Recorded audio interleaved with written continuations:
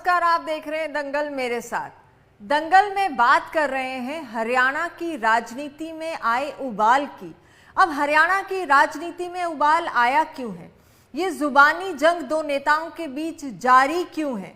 और accidental chief minister की बात कहां से आई? जी हां, यही कुछ अहम सवाल हैं जिन पर आज हम चर्चा कर रहे हैं दंगल में।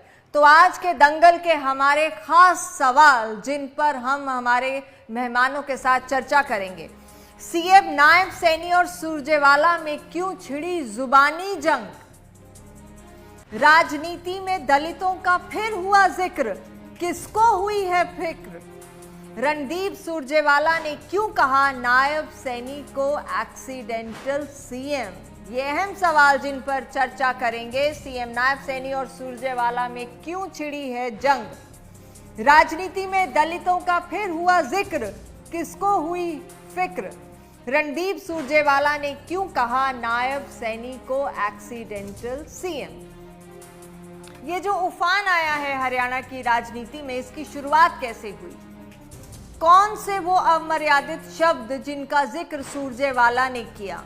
आइए सुनाते हैं मुख्यमंत्री नायब सैनी ने क्या किया, क्या कहा मुख्यमंत्री ने, जिससे ये सारा विवाद आगे बढ़ा। सुनाते हैं मुख्यमंत्री नायब सैनी ने क्या कहा।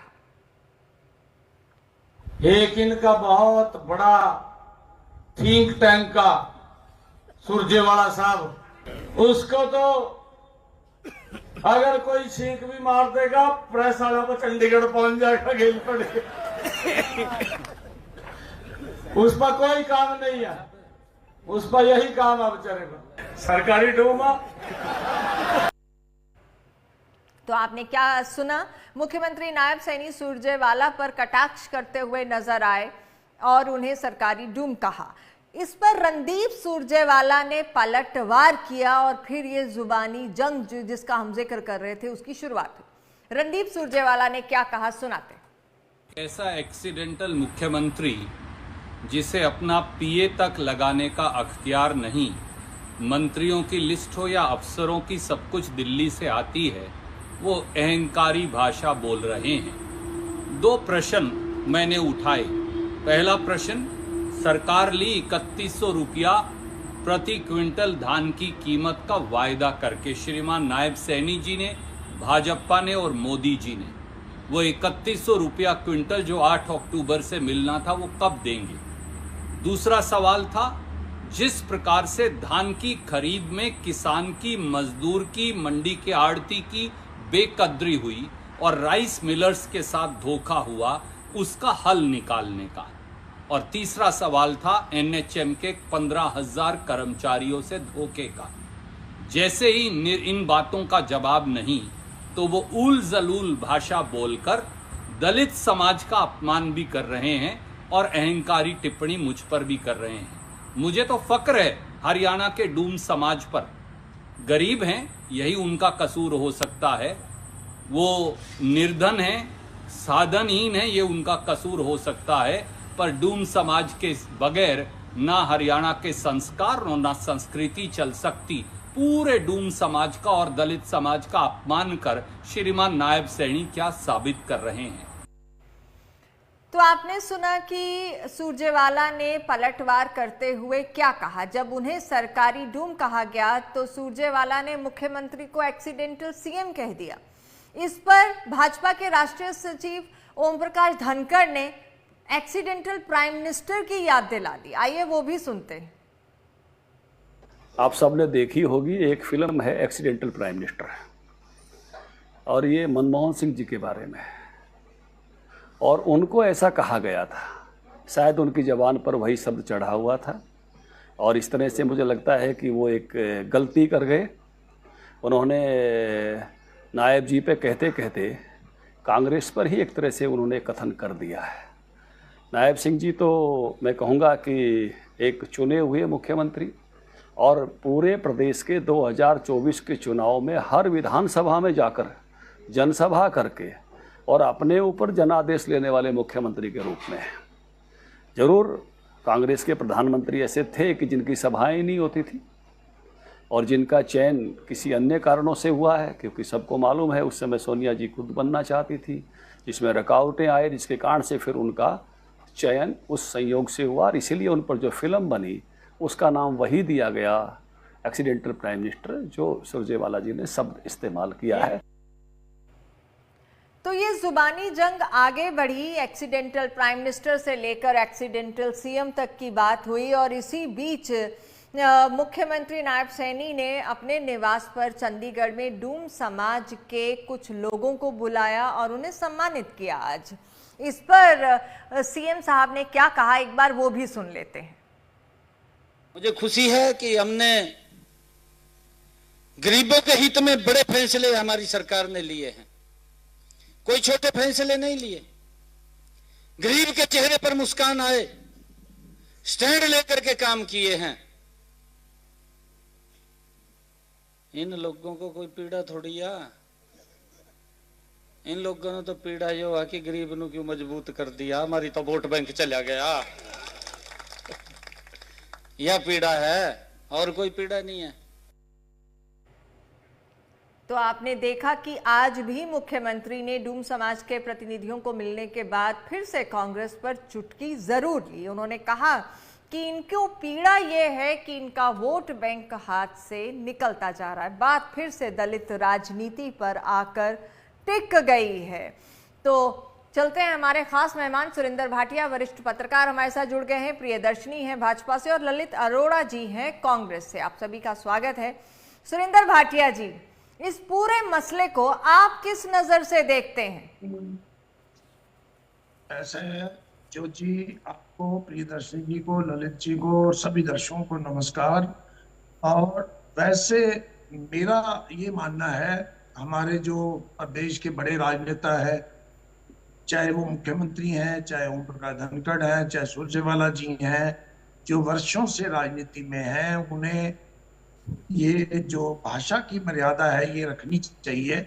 किसी का किसी के साथ जी कंपैरिजन करना, किसी को एक्सीडेंटल प्राइम मिनिस्टर कहना, एक्सीडेंटल सीएम कहना, डूम कहना, मैं सभी को मुद्दों से हटके बात करने की बजाय आप जो समस्याएं हैं, इस समय किसानों की समस्या है, डीएपी खाद की समस्या है, कुछ और समस्याएं हैं, उन पर बात करें, ना कि आप एक दूसरे पर कटाक्ष करें। और उसमें फिर जिस ढंग से चुनाव के समय में कुमारी शैलजा जी के बारे में किसी व्यक्ति ने कुछ कहा था, उसको मुद्दा बीजेपी ने बनाया था, आज तो मुख्यमंत्री स्वयं इस प्रकार की भाषा का प्रयोग कर रहे हैं। मेरे अर्थ में ये दोनों ओर से जो भी चीजें हैं ये सही नहीं है और इनको तुरंत रोकना चाहिए। किसी का किसी से कंसर्न नहीं हो सकता। भाटिया जी, बात निकली है तो दूर तलक जाएगी, ऐसा लगता है। ये लाइन भी आपने सुनी होगी। तो लेकिन भाषा की मर्यादा को सबने लांघा है, वो एक्सीडेंटल प्राइम मिनिस्टर की बात हो, एक्सीडेंटल सीएम की बात हो या फिर सरकारी डूम कहने की बात हो। असल में बात कहीं ना कहीं हरियाणा की राजनीति में दलितों की हो रही है। दलित राजनीति पर आके हमने चुनाव में भी देखा कि वहां पर आकर ये बात ठहर गई थी। आज भी जिस तरह से मुख्यमंत्री ने कटाक्ष किया कांग्रेस पर और ये कहा कि इनको अपना वोट बैंक जाने का दर्द है। पिछड़ों की राजनीति, आज भी राजनीति वही इवॉल्व कर रही है, मुझे ऐसा लग रहा है। भाटिया जी। नवजोत जी, मैं जो चीज पहले कह रहा था, मनमोहन सिंह जी को किस प्रकार प्रधानमंत्री बनाया गया और नायब सिंह सैनी को किस प्रकार बनाया गया, जिनका नाम नहीं था कहीं दूर दूर तक, तो उसको विरोधी एक्सीडेंटल प्राइम मिनिस्टर और एक्सीडेंटल मुख्यमंत्री कह भी सकते हैं। लेकिन हम किसी एक जाति विशेष से, एक जाति विशेष का अपमान करें, चाहे कोई भी हो। हम, हमारे यहाँ पे पहले सभ्यता होती थी, डूम समाज के लोग जो जिस ढंग से लोकगीत गाया करते थे, कुछ और होता था, वो हमारी एक सभ्यता का हिस्सा था। हम किसी को ऊंचा और नीचा, एक तरफ तो हम ये कहते हैं समाज में सभी बराबर है, फिर हम किसी जाति के साथ किसी व्यक्ति का कंपैरिजन करना, मैं ये मानता हूँ ये मुख्यमंत्री जी को शोभा नहीं देता था। उन्हें इस चीज पर पढ़ना ही नहीं चाहिए था। अगर उसके बाद रणदीप सुरजेवाला ने कहा एक्सीडेंटल प्राइम मुख्यमंत्री, और ये बात निकली तो फिर एक्सीडेंटल प्राइम मिनिस्टर भी हो गए। मेरा ये कहना है, आपको तीसरी बार सत्ता मिली है, आप लोगों को अटैच करें और लोगों के ठीक है। मुद्दों के साथ काम जी, करें, न कि एक दूसरे पर लाछन लगाएं। जी ललित अरोड़ा जी, क्या कहना है आपका? आज तो मुख्यमंत्री जी ने उस समाज के प्रतिनिधियों को बुलाया और वहां पर उनका सम्मान किया, लेकिन फिर भी कटाक्ष किया कि कांग्रेस को पीड़ा ये है कि इनका वोट बैंक टूटता जा रहा है। देखिए, बात तो शाब्दिक अर्थ से शुरू हुई थी। हाँ। बनारस में अगर आप हिस्ट्री पढ़ेंगे तो वहां पे डूम राजा होता है, उसके बिना बनारस के घाटों पे, मतलब उसकी अनुमति के बिना कुछ होता नहीं है। तो डूम हमारे यहाँ संगीत में भी बड़े प्रखर इनके लोग रहे हैं, और साथ ही साथ इनका जो कार्य पेशा था वो शवों के शवदाह से संबंधित भी था, और ये एक डेजिग्नेटेड शेड्यूल्ड कास्ट है। और अंग्रेजों के टाइम में ज्यादा इनका गलत नाम से यूज होता था, पर आज की तारीख में इनका जो है एससी में वर्गीकरण है। और जहां तक बात है मुख्यमंत्री की, मैंने उनके कई बार बयान सुने हैं, वो शायद कुआली भाषा बोलते हैं कई बार अपने संबोधन में।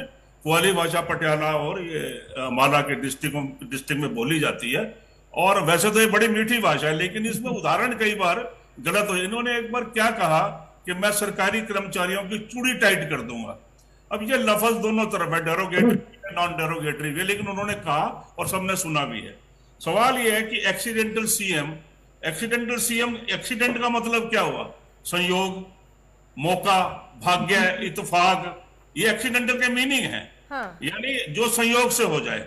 अब आप कहिएगा बंगलोर कर्नाटका में दिसंबर 18 में एचडी कुमार स्वामी, दिसंबर का महीना था और वो जा रहे थे सिंगापुर, तो इन्होंने भाजपा वालों ने बोला ये तो एक्सीडेंटल प्राइम मिनिस्टर है, घूमने के लिए बाहर जा रहा है। ठीक है, जयराम ठाकुर जी बने हिमाचल में, तो धूमल साहब हार गए चुनाव, तो वहां भी उनको एक्सीडेंटल प्राइम मिनिस्टर कहा गया, chief minister sorry. Jitan Ram Manjhi भी एक्सीडेंटल चीफ मिनिस्टर, उनको भी कहा गया। तो चरणजीत चन्नी जी को भी कहा गया था, मधु कोड़ा को भी कहा गया था, राबड़ी देवी को भी कहा गया था, सदानंद गौड़ा को भी कहा गया था, और पृथ्वीराज चौहान को भी। तो ये तो कोई ऐसा डेरोगेटरी अपमानजनक शब्द नहीं है, इसका मतलब अचानक कोई मुख्यमंत्री बन जाए और जिक्र ना हो। लेकिन ये जो डूम कहना है, ये किसी भी तरह से उचित तो नहीं है। क्यों? उसके बाद जब ये उचित होता तो आज क्यों मीटिंग बुलाते उनकी, और उनको क्योंकि नाराजगी ना हो जाए तो डूम समाज की मीटिंग बुलाई। मतलब आप डूम को नीचा समझते हैं, तभी ना आप मीटिंग बुला रहे हैं। और उन्होंने बोला सरकारी डूम है, मतलब ये कहीं भी शोभा नहीं देता मुख्यमंत्री को। हम तो यही निवेदन करेंगे कि लेकिन ललित अरोड़ा जी, उनका तो ये कहना है कि जो कांग्रेस है वो इसलिए परेशान हो रही है क्योंकि पिछड़ा वर्ग इनसे, वो जो वोट बैंक है वो इनसे दूर हो रहा है। आप देखिए, हमारा इनसे 0.85 वोट परसेंटेज कम था, तो कोई ऐसा तो है नहीं कि 10-20% कम हो गया। अब चूंकि हम ये भी संयोग से कहिए एक्सीडेंटली हम हार गए, तो आज लोग बड़े बोल रहे हैं। ये चुनाव है, कोई भी हार सकता है। लेकिन मैं ये निवेदन करना चाहूंगा यहाँ से कि मुख्यमंत्री महोदय को थोड़ा शब्दों के चयन में बहुत ही गंभीरता से यह सोचना चाहिए। कहीं ना कहीं वो जब ऐसा बोलते हैं तो उसका असर होता है। एक आम आदमी अगर आप किसी का करने के उद्देश्य से कहते हैं, वो बात समझ में आती है। मेरा ख्याल है ये अच्छी बात नहीं है, इस पर रोक लगनी चाहिए। एक्सीडेंटल बुरा लफ्ज नहीं। जी प्रियदर्शनी। नमस्कार नवजोत जी, और बाकी दोनों साथियों को भी मेरा सादर प्रणाम। जी प्रियदर्शनी। देखिए, ये 2004 से पहले ही किताब अगर स्क्रीन पे आप देख सकती हैं नवजोत जी, ये संजय बारू ने लिखी थी, एक्सीडेंटल प्राइम मिनिस्टर। आपको दिख रही होगी नवजोत जी? बिल्कुल जी। अब ये संजय बारू जी ने लिखी है। संजय बारू जी भारतीय जनता पार्टी के नेता नहीं है। भारतीय जनता पार्टी ने ये इजाद नहीं किया एक्सीडेंटल शब्द। एक्सीडेंटल शब्द भारत की राजनीति में जो उजागर हुआ है वो 2004 के बाद हुआ है। 2004 से पहले किसी को भी नहीं मालूम था ये शब्द कि भारत की राजनीति में हम एक्सीडेंटल जैसा ही शब्द बोल सकते हैं या कह सकते हैं। क्या कारण था, क्यों बोलना पड़ा? क्योंकि प्राइम मिनिस्टर तो थे मनमोहन सिंह, डॉक्टर मनमोहन सिंह, जो कि बहुत बड़े देश के इकोनॉमिक्स भी थे। लेकिन सरकार कौन चला रहा था? जो इस इस तस्वीर के पीछे जो आप एक तस्वीर देख रहे हैं, मैडम सोनिया चला रही थी और उसके पीछे अहमद पटेल चला रहे थे, और ये साफ साफ दिख रहा है।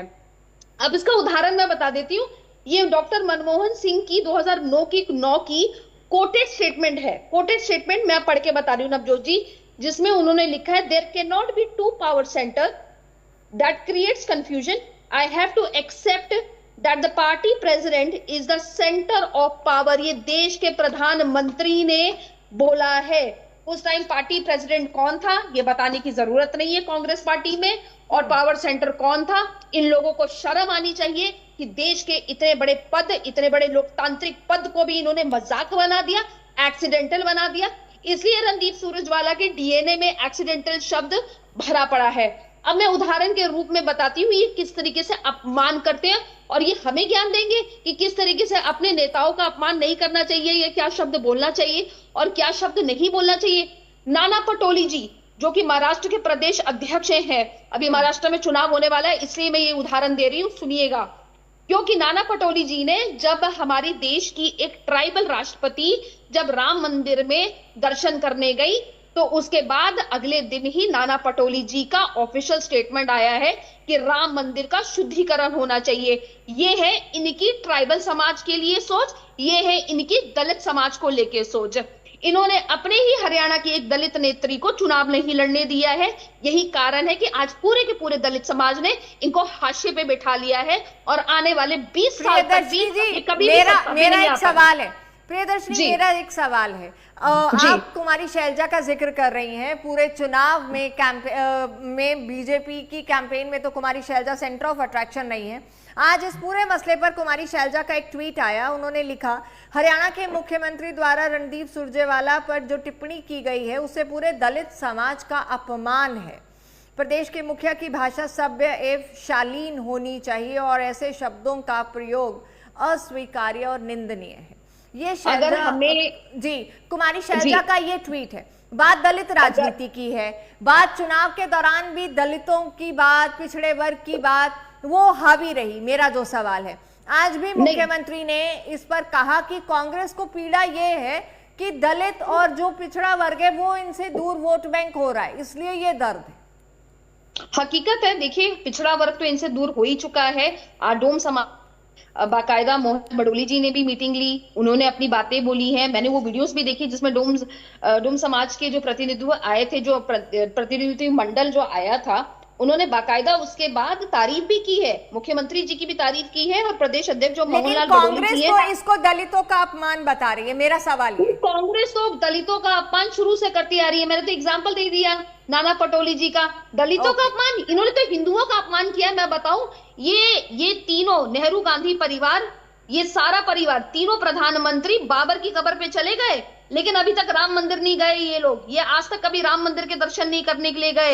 ये इनके राजकुमार आज तक राम मंदिर के दर्शन करने गए, और ये हमें बताएंगे कि कैसे हिंदुत्व को रखा जाए, कैसे कि दलित समाज को रखा जाए। ठीक है प्रियदर्शनी जी, इसका जवाब तो ललित जी ही देंगे। ललित अरोड़ा जी, देखिए, इनके लाल कृष्ण आडवाणी जिन्ना की कब्र पे गए थे, ये भूले नहीं। फिर ये नवाज शरीफ के घर जबरदस्ती मेहमान बन के गए। ठीक है, आप लोगों की कथनी करने में अंतर है। आज आपको मिर्चें लग रही हैं क्योंकि आज बहन शैलजा ने ही आपका जवाब दे दिया है, और उसने उन सारी चीजों इसमें आ जाती हैं कि दलित की बेटी का, दलित का फलाना। आपके यहाँ दलित तो कोई हमने देखा नहीं, कोई प्रधानमंत्री बनाया हो, कोई आपने पार्टी अध्यक्ष बनाया हो, किसी स्टेट का मुख्यमंत्री बनाया हो। हमारे यहाँ तो देखिए, हमारा जो स्टेट का प्रेसिडेंट है वो भी दलित समाज से है, और हमारे जो राष्ट्रीय अध्यक्ष है वो भी दलित। चुनाव हार गए। हाँ, जो तो क्या हो गया, चुनाव दुनिया अपना ही चुनाव हार गए। अब इसमें रोने वाली क्या बात है? मैं बोल रहा हूँ तो हम क्यों रोए ललित जी? आप रोए, आप लोग रोए। आपका प्रदेश अध्यक्ष चुनाव हार गया, ये बहुत बड़ा मंथन और चिंतन का विषय है। इससे आपको मंथन और चिंतन करना चाहिए। हम क्यों चिंतन और मंथन करें? सभ्यता होती है बीच में बोलना, मुझे बात करने दीजिए। ठीक है, करिए। हाँ, दूसरी बात, ये जो लफ्ज है डूम वाला जी, ये किसी भी दृष्टि से सभ्य नहीं है। आप किसी भी एक्सपर्ट को बुला लीजिए, यहाँ हिंदी के, अंग्रेजी के किसी राजनीतिक को बुला लीजिए। ठीक है, जहां तक संजय बारू की किताब की बात है, 2008 तक ये एडवाइजर रहे थे। इनके बारे में ये कहा गया था कि ये मतलब इस आदमी ने अपने पद का दुरुपयोग किया है, क्योंकि वो एडवाइजर थे, वो राजनेता नहीं थे। एडवाइजर होते हुए एक्सीडेंटल प्राइम मिनिस्टर लिखना एक चुने हुए जो प्रधानमंत्री को, और एक जो इटली का इश्यू बना था, तो वो सोनिया गांधी ने सत्ता नहीं ली, बलिदान किया, उन्होंने अपने बेटे को नहीं बनाया। और जो तीन प्रधानमंत्री उनके परिवार से थे, वो आसानी से सत्ता ले सकती थी, लेकिन क्योंकि आपको तो हमेशा यही करना है, नकारात्मकता, आप अपने मुख्यमंत्री के कथन को डूम वाले को जायज नहीं ठहरा सके, तो आपको उनकी मीटिंग करनी पड़ी। इससे ज्यादा शर्म की बात क्या हो सकती है? प्रियदर्शनी जी, दिख रही है किताब एक्सीडेंटल प्राइम मिनिस्टर, और शायद लोग जानते भी हैं, और पिक्चर आ चुकी है बाकायदा। जी, मैं तो दर्शकों को बता रही हूँ नवजोत जी, जिसने नहीं भी पढ़ी होगी वो भी पढ़ ले कि कांग्रेस की इस तरीके मंत्री पद का भी उपहास बना रखा था इन लोगों ने, जिसने नहीं देखी हो, जिसने नहीं पढ़ी हो। और आज जिस संजय बारू को गालियां दे रहे हैं, अहमद पटेल उनसे ही अपनी अप्रोच कराते थे, ये सबको मालूम है। अहमद पटेल की क्या भूमिका थी? अहमद पटेल की क्या भूमिका थी? शायद हम थोड़ा मुद्दे से भटक रहे हैं। ललित जी, बात यहाँ पर कहाँ से शुरू हुई थी? बात फिर से दलित राजनीति पर आ गई है। पूरे चुनाव में ये मुद्दा काफी गरमाया रहा, और अब कांग्रेस इसको बना रही है कि दलितों का अपमान किया जा रहा है। और सीएम का जो आज वाला बयान है, वो ये कहीं ना कहीं वो कटाक्ष है कि कांग्रेस को इसलिए दर्द है क्योंकि इनका वोट बैंक छिटक रहा है। नहीं, मैं तो कह ही रहा हूं कि हमारा 0.85 से अगर वोट बैंक छिटक गया है इनसे, और वो सारे समाज को एक आईना दिखा रहा है, तो फिर तो इनके अलावा कोई झूठ बोलने वाली बात रहती नहीं। देखिए इन्होंने क्या किया, पब्लिक सेक्टर अंडरटेकिंग का जब उनको बेच दिया प्राइवेट सेक्टर में, तो लाखों नौकरियां SC ST समाज की चली गई। इन्होंने 2021-22 में इतने ज्यादा वजीफे जो मिलते थे SC ST को, उनका बजट कम कर दिया। उनके कई जगह जो 1000 रुपए, कहीं 3100 मिलते थे, उन सब को इन्होंने कट कर दिया है।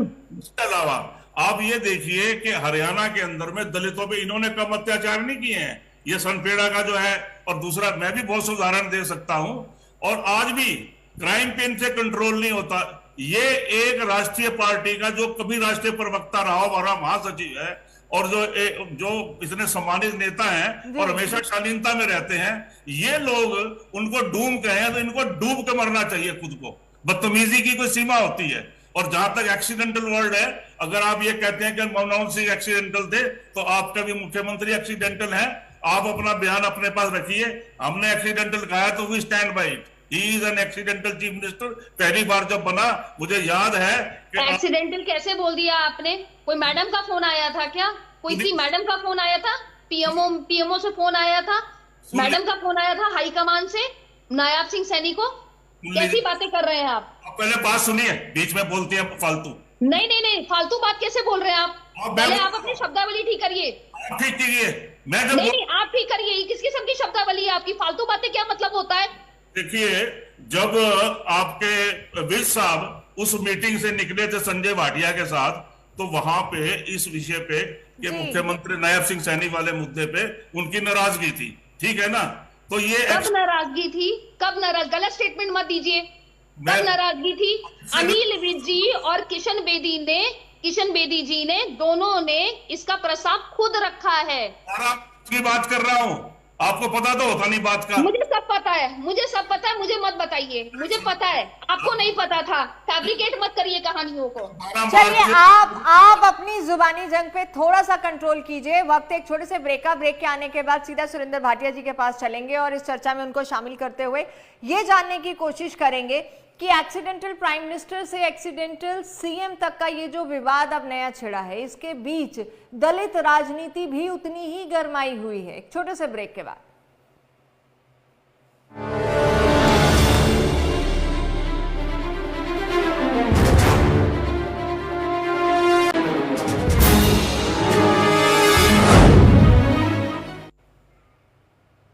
दंगल में बात कर रहे हैं कि दलितों का जिक्र आते ही सब नेताओं को इनकी फिक्र होने लगती है, लेकिन जब बात दलितों के उत्थान की होती है तो शायद फिर सब जवाब ढूंढने लगते हैं। हमारे साथ सुरेंद्र भाटिया हैं, वरिष्ठ पत्रकार। सुरेंद्र भाटिया जी, यहाँ पर भी बात कहाँ से शुरू होकर अंत में यहीं पर आ गई है कि दलितों का अपमान हो रहा है, दलितों पर राजनीति फिर से गर्मा गई है। यानी कि सेंटर पॉइंट दलित हैं हरियाणा की राजनीति के। और जब मुख्यमंत्री ये कहते हैं कि कांग्रेस को इसलिए दर्द होता है क्योंकि इनका वोट बैंक इनसे दूर जा रहा है, ये कई तरह के संकेत देता है। सुरेंद्र भाटिया, इसको समझना चाहूंगी। सर नवजोत जी, निश्चित रूप से देखो, वोट की राजनीति तो है ही है। अब ये वर्गीकरण जो दलितों में वर्गीकरण लेके आए, वो भी वोट के लिए लेके आए, और बड़ा अच्छा मौका था, भारतीय जनता पार्टी ने उसको किया। सुप्रीम कोर्ट के आदेश थे और उसको उन्होंने किया, और उनके साथ जो वर्गीकरण के बाद कुछ हिस्सा दलितों का भारतीय जनता पार्टी के साथ किया। लेकिन ये जो वर्तमान में विवाद है, मैं पहले भी कह चुका हूं, इस विवाद की कोई जरूरत नहीं थी। आपको बैठे बैठाए किसी को कांग्रेस को मुद्दा देने की जरूरत नहीं थी।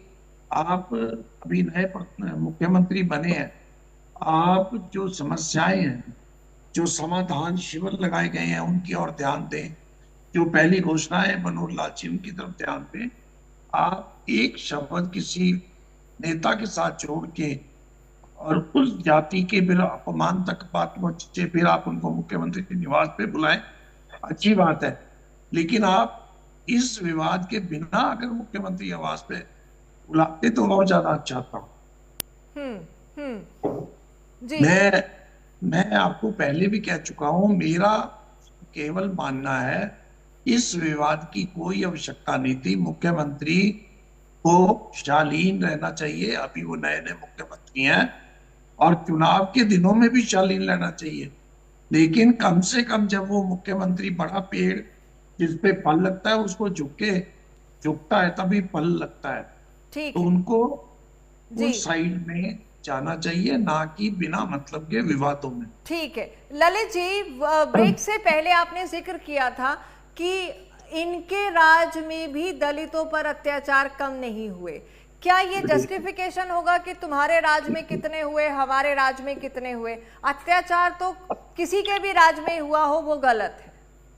तो फिर मैं मतलब ये ना कहूं कि राज्य में अत्याचार नहीं हुए जी, मतलब आप ये चाहती हैं कि मैं लफ्ज ये वाले ना बोलूं? नहीं, मेरा वो सवाल नहीं है। मेरा सवाल ये है कि किसी के भी राज में अत्याचार हो, किसी भी वर्ग पर हो, वो जायज नहीं ठहराए जा सकते। तो कंपैरिजन तो हो ही नहीं सकता ना। बात यहाँ फिर से वही आ गई है। एक छोटे से सवाल का जवाब आप मेरे को दे दे तो बड़ी मेहरबानी होगी कि आपका निजी राय क्या है कि डूम कहना एक उसके बराबर कहना और डूमों का अपमान करना, इससे शब्दों की मर्यादा सही रखना बेहद जरूरी। जी प्रियदर्शनी, आवाज आ रही है आपकी? हाँ आ रही है आवाज? जी आ रही है। मैं सिर्फ ये कहता हूँ, एक्सीडेंट प्राइम मिनिस्टर और एक्सीडेंटल सीएम इस देश में पहले भी बहुत बार कहा गया है, ये कोई गुनाह नहीं है। लेकिन किसी को जाति सूचक शब्द कहना या एक घटिया मानसिकता का दिखाना, ये इस राजनीति में अगर ना हो तो ज्यादा अच्छा है, वरना तो हम भी कम नहीं है, ये भी नहीं है। रोज यही काम करते रहेंगे, एक दूसरे को जूतम पेजार करते रहेंगे, लेकिन क्या ये सभ्यता होगी? सवाल ये होना चाहिए था कि क्या जब डूम शब्द को इस तरीके से प्रयोग किया गया उसको आगे रोक लगेगी? सवाल तो ये होने चाहिए। दूसरी बात, जो इनका जो मैनिफेस्टो है उसके अंदर बहुत सी चीजें हैं जो इनको करने वाली है। इनके सामने बहुत से चैलेंजेस हैं, आर्थिक वाले भी हैं, सामाजिक भी है, क्राइम भी है, महंगाई भी है, बेरोजगारी भी है, और बहुत सी चीजें हैं। जैसे आम देखिए सड़कों का क्या हाल है, पेयजल की समस्या बड़ी गहन है, और क्राइम बहुत ज्यादा, ड्रग्स देखो हर जगह पकड़ा जा रहा है, ड्रग का बहुत ज्यादा, ड्रग माफिया बहुत पनप गए हैं। तो कितने लोगों की जो है फिरौतियां मांगी जा रही हैं। एक मुख्यमंत्री के पास ये सवाल ज्यादा होने चाहिए, क्यों, क्या जरूरत है इस चीज में डल जोड़ने की? इससे क्या मिलने वाला है? 5 साल से पहले चुनाव नहीं होने, अभी या तो ये चुनाव मोड से बाहर नहीं आए हैं, या फिर इनको लगता है कि कोई कांग्रेस कोई ऐसा आंदोलन करे तो इनको शांति पसंद नहीं आ रही राजनीतिक रूप से, या फिर ऐसी कोई बात है। तो मैं ये कहता हूं अंकुश की बहुत जरूरत है, और सेल्फ प्रोक्लेमेड डिसिप्लिन अगर हो तो ज्यादा अच्छा है। यूं किसी भी आप कुछ कहते रहिए, कोई इसका कोई हल नहीं निकलेगा जब तक खुद पे रोक नहीं लगे। प्रियदर्शनी जी, आप कुछ कहना चाह रही थी? आपका आंदोलन तो नवजोत जी, आंदोलन तो तब करना जब इनके पास नेता प्रतिपक्ष होगा। ये तो विधानसभा में बोलने लायक अभी इन लोगों के पास कुछ कोई है नहीं बोलने के लिए। किसकी लीडरशिप में ये आवाज उठाएंगे? तो ये तो बात ही छोड़ दीजिए। दूसरी बात, ये जो वंचित वर्ग की बात कर रहे हैं, इनको शर्म आनी चाहिए कि इन्होंने किस तरीके से एआईसीसी में सीताराम केसरी जी का अपमान किया था ना, सबको मालूम है ना। मणिशंकर अय्यर ने ओबीसी, एक ओबीसी ललित अरोड़ा जी, आप मुंह पे हाथ रख के क्या सिग्नल दे रहे हैं? शर्म आनी चाहिए ना हमें। किसको शर्म आनी चाहिए? किस बात की शर्म आनी चाहिए? शर्म आप लोगों को आनी चाहिए कि किस तरीके से सीताराम केसरी का आप लोगों ने अपमान किया, किस तरीके से देश की राष्ट्रपति का आप लोगों ने अपमान किया। आपके महाराष्ट्र के प्रदेश अध्यक्ष किस किस्म की अपमानजनक बात कर रहे हैं राम मंदिर के बारे में भी और देश की प्रधानमंत्री के बारे में भी। और उसके बाद मणिशंकर अय्यर, जो कि इन्होंने कुछ तो नेता कांग्रेस ने इसलिए ले रखे हैं क्योंकि उन लोगों को अपना खुद का बेड़ा गर्क करना पड़ता है। मणिशंकर अय्यर ने जब 2014 में जब उनसे पूछा गया तो बोला गया इस देश में एक चाय वाला कभी भी देश का प्रधानमंत्री नहीं बन सकता है। एक ओबीसी सीएम के बारे में उन्होंने ये स्टेटमेंट दी थी या नहीं दी थी, ये तो सबको मालूम है, सबने देखी है। तो ये हमें ज्ञान नहीं, पहले खुद ज्ञान ले लें ये लोग। इन लोगों को ना दलित से मतलब है। और कैसे भूल जाए कि मंडल कमीशन के खिलाफ थे राजीव गांधी, कैसे भूल जाए कि इनकी दादी खुद आरक्षण के खिलाफ थी, नेहरू जी खुद आरक्षण के खिलाफ थे। ये भूल गए ये सब। ये तो भला हो बाबा भीमराव अंबेडकर का कि उन्होंने आरक्षण दे दिया वंचित वर्ग को। नेहरू गांधी परिवार बिल्कुल नहीं चाहता है, बिल्कुल भी खिलाफ है वंचित वर्ग के। ललित जी कुछ कह रहे हैं, प्रियदर्शनी ललित जी कुछ कह रहे हैं, एक सेकंड के लिए उनको सुन लीजिए। सुनिए, इनके प्रधानमंत्री यशस्वी जिनको कहते हैं, वो कहते थे 50 करोड़ की गर्लफ्रेंड, जर्सी गाय, बार गर्ल, डांसर। आप लोगों ने प्रधानमंत्री के बारे में क्या क्या शब्द बोले वो तो मैं चैनल पे बोल भी नहीं सकती हूँ।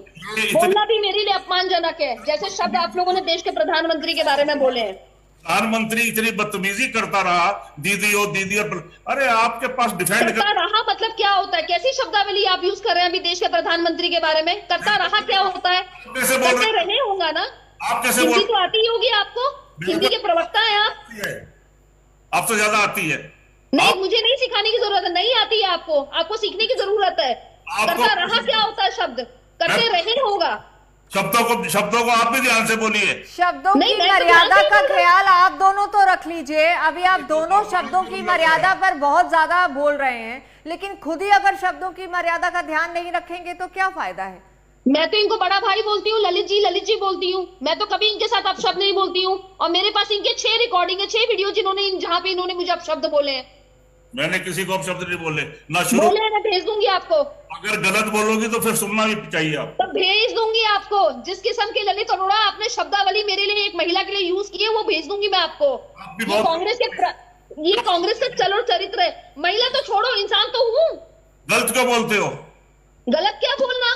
बिल्कुल गलत क्या बोलना? आप दोनों पर्सनल कटाक्ष कर रहे हैं और हम मुद्दे पर बात कर रहे हैं। चलिए फाइनल कमेंट्स लेते हैं। Lalit ji final comments. प्रियदर्शनी ने अपनी बात कह दी, आप अपनी बात कहिए, उसके बाद प्रियदर्शनी अब आप बीच में मत कहिएगा, आपसे अलग से आपको वक्त दे रही हूँ फाइनल कमेंट्स के लिए। ललित जी प्लीज। मैंने तो अभी भी पहले भी पूरी डिबेट में दो, और वो भी भाटिया जी भी वही बात कह रहे थे। मैंने सिर्फ इतने से शुरुआत की थी, लेकिन कई बार ये लोग डिबेट को भटका देते हैं। सवाल ये है कि अगर मुख्यमंत्री गलत भाषा का प्रयोग करेगा तो उसका हम विरोध नहीं करेंगे। क्यों नहीं करेंगे? मतलब किसी से डर के रहेंगे क्या? तो तंत्र में आप गलत भी बोलिएगा और दूसरे को बोलने भी नहीं देंगे। अब आप एग्जाम्पल देके हमें समझा रहे हो। आपने एक बार कहा कि उनको डुम शब्द नहीं बोलना चाहिए था। अगर भाषा की मर्यादा का आपको बहुत ज्यादा ख्याल है तो बोलिए ना। आप मुझे समझा रही थी कि आप ऐसा, आप बताइए मुख्यमंत्री डुम शब्द बोलना चाहिए उनको? क्या बात कर रहे हो? अपने शब्दावली पे भी ध्यान दीजिए ना। उसको तो आप डिफेंड कर रहे हो और मुझे पता नहीं क्या है उदाहरण दिए जा रहे हो। हीट ऑफ मूवमेंट में कितना कुछ बोलती हो आप सबको ऐसे ही बोलती है। प्रियदर्शनी जी जल्दी से अपनी बात कहिएगा प्लीज। देखिए मुझे लगता है कि यहाँ पे जो एक्सीडेंटल शब्द जो किसी ने देश की राजनीति में सुना था, मैं again I am repeating it again, 2004 से पहले किसी ने नहीं सुना था। अब रणदीप जी अपने वो पुराने डीएनए की बातें कर रहे हैं तो इसमें हम क्या बोले। लेकिन जहां तक डूम समाज की बात है तो मुझे लगता है ये आज साबित कर दिया है कि हम डूम समाज या किसी भी वंचित वर्ग के समाज के साथ हम पूर्ण रूप से हैं। और जनता का मैंडेट भी हमारे पास है। यही कारण है कि जनता का भी मैंडेट हमारे पास है ये क्योंकि आज हम फिर सरकार में नहीं होते, फुल बहुमत की सरकार में नहीं होते। तो इसे साफ पता लगता है नवजोत जी कि जनता का प्यार, वंचित वर्ग का प्यार, हर वर्ग का प्यार, चाहे महिला का प्यार, महिला वर्ग का प्यार, पुरुष वर्ग का वर्ग, क्लर्क भाइयों का प्यार, सबका हमें मिल रहा है। कांग्रेस इस समय हाशिए पे खत्म हो गई है। कांग्रेस के पास तो अपना नेता प्रतिपक्ष का कोई नेता नहीं है। इनको तो अपने पर आत्मचिंतन और मंथन करना चाहिए। 1 सेकंड प्रियदर्शनी, 10 सेकंड। ललित जी कुछ कह रहे हैं। जी ललित जी कहिए। कह रहा हूं सुरजेवाला का डीएनए 6-7 बार बोल चुकी है, ये शालीन शब्द है। जरा डीएनए कौन सा गलत शब्द है? जब एक्सीडेंटल प्राइम मिनिस्टर गलत शब्द नहीं है तो डीएनए कौन सा गलत शब्द हो गया? एक्सीडेंटल प्राइम मिनिस्टर के बारे में संजय बारू ने 8 में लिखा। आज मेरे और आपके पास नहीं है ना ये। चलिए, मुझे लगता है कि जहां शब्दों की बात आती है, सेल्फ रेगुलेशन इज इम्पोर्टेंट। फिर तो डीएनए का वर्ड क्यों बोला इन्होंने? भाटिया जी फाइनली आप कह चुके हैं, लेकिन फिर भी इसको दलित राजनीति की तरफ ना मोड़कर शब्दों की मर्यादा को आप कहना चाहेंगे, या फिर अभी भी जो है वो राजनीति इन्हीं शब्दों पर आकर टिकी हुई है, यानी कि दलित राजनीति? नवजोत जी निश्चित रूप से इन विवादों से हमें ऊपर उठना होगा। हाँ। और मैं तो ये कहता हूँ कि विपक्ष को साथ लेके कम से कम 4.5 वर्षों तक राजनीति ना करें, प्रदेश का विकास करें। लास्ट के 6 महीने में राजनीति करने का बहुत समय मिलेगा। चलिए, बेहद शुक्रिया सभी मेहमानों का इस कार्यक्रम में जुड़कर अपनी बात रखने के लिए। तो एक्सीडेंटल प्राइम मिनिस्टर से एक्सीडेंटल सीएम, अब इससे आगे बढ़कर राजनीति को किस तरफ हम बढ़ते हुआ देखेंगे, और दलित राजनीति जिस पर सियासत पूरे चुनाव में भी हमने देखी और अभी भी कहीं ना कहीं वो नजर आ रही है, अब इससे आगे राजनीति किस तरफ रुख करेगी उस पर हमारी नजर रहेगी। लेते हैं आपसे इजाजत। नमस्कार।